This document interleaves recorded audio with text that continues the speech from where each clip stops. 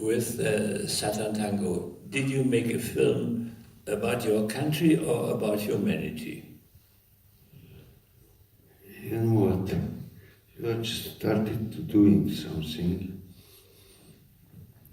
which is very concrete, very small, and then when you are really working, you're just discovering in this small stuff how it became cosmical.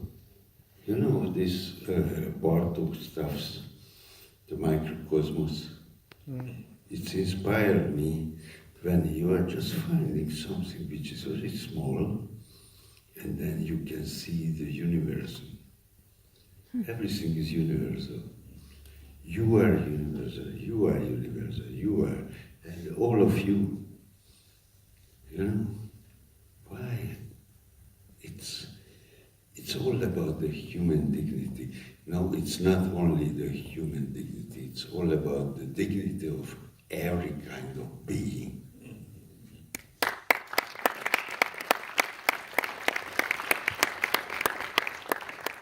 This is an overwhelming film, but for various reasons. One reason is the style of the film. And it is mainly the long shots, the very long shots, and it is the subject of time. Maybe the subject of time is your most important subject. What does it mean to you to do these very long shots? What this means very long? You know? I enjoy. I know. It's a great but it's, you know, it's really a question, what this means very long? What this means slow or fast? You know, because our life is happening in the space and in the time. Of course, this kind of capitalist industrial productions are ignoring the time. Action cut, you know, linear dramaturgy. Just when I go to the cinema, mostly I'm watching comics, not films. And this is the first impression for me. And somehow I was confused about this. And I said, I have to tell you the truth. I was 1984 in Japan, my first trip to Japan. And then it was so funny, it was an old professor. He was 90 years old, really. But he was much more movable than me. And he took me to the museum, and there it was a huge painting, totally white, and there it was 2 point, black point. And he told me, I'm 100% sure for you, this 2 black point is the story, because you came from the West. And for us, the white, you know, and I started to thinking about. And then afterwards, this damned professor took me the next day for the No Theater, which it was 9 hours long. And I was totally shocked. And when I flew back and I heard, I took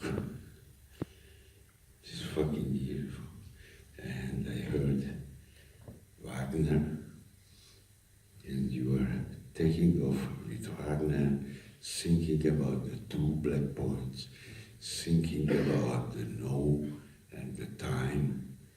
You know what I think? The time, it's one of the most important things in the humans, in every kind of life. Because every day, our life, it's going away, and we are losing every day. energy we are losing every day. Something. Even if we believe our daily routine is the same, even if we believe our life is the same, no. You cannot repeat the same thing tomorrow because you get one day older and your energy is going slowly down. Even if you feel and you are fighting and you want to keep alive, but this is the logic of the life. Once starting and by the end disappearing. And this is what I learned it in Japan, and then I learned it, I have to involve the time, I have to involve the space, I have to involve the nature, and I have to involve a lot of things, which is usually out of, let's say, from the cinematic language. You have several collaborators with whom you work regularly, and one of them is the composer, and he plays here the main role. And the music in this film is also quite formidable. Can you say a few words about that? Yeah, it's a kind of friendship. You know, the whole group, if you say Bela Tarr as a brand, of course it's covering 4 people. First Agnes, and then László Krasznahorkai, and Mihály Víg, and by the end me. I was just composing the whole group. You know, the filmmaker looks like a conductor. You're just conducting them. That's all. Anyway, Mihály, he is a rock and roll guy, and he had an underground group in the 80s in Hungary, and we became friends, and by the end he joined our group. If you ask him who is he, composer or musician, he will tell you poet. And this kind of guy, crazy, lovely, and of course, you know, what can I say? I trust him, he goes to the studio, he's doing something, and he's coming back with the music which is ready, and then we are thinking, what can we take it, what can we leave it, and then, but it's before the shooting, because the music is one of the main characters, and I have to know one of my main characters before the shooting. And of course, he's in the shooting sometimes, even if he's not playing anything. Some other movies, I did it with him, everything since 1983. He likes church bells. No. It was written in the novel by Krasznahorkai. There are some bells, and he was hunting some bells, and by the end it was 7 soundtracks, and he was mixing this. I don't think he loves the bells, but you have to ask him. There are other very good films with church bells also. How do you think audiences can react to your film? Do you have experience over the 25 years, other screenings? Is there a feeling of pessimism, of sadness, or can you eventually get new energy from the film? Okay, guys, are you, this is the question not for me, for you. And the question is, are you weaker or stronger? Would you tell me? If you are stronger, I'm happy. If you are weaker, I feel fucked up.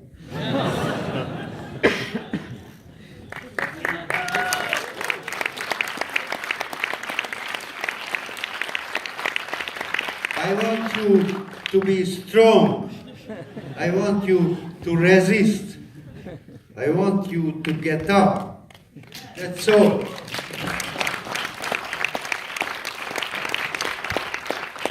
How about some questions from the audience? Yeah. Okay, I give you. Share with you. I want to say thank you for the film and to say that even 25 years after, it still moves and hugs and punches, I think. And my question was, I wanted to know how do you conduct your actors for a scene, for example, the scene of the cat or the scene of the dance. Is it scripted? Is it improvised? How do you organize the scenes? It's a serious question about the casting. First of all, you have to know I never take anyone because of a good actor or bad actor or something. I don't care, because I never ever want to use you as an actor. I have to know you. I have to know your personality, and I'm sorry, I'm a dirty guy. I'm haunting and stealing your personality. I will create a human situation, and I want you to being in this situation. I'm telling to everybody, don't play, just be. And this is the main issue. And it doesn't matter, is it a professional actor or non-professional, let's say, like I did something with Tilda Swinton or Hanna Schigula or Peter Fitz. We just did it as human beings.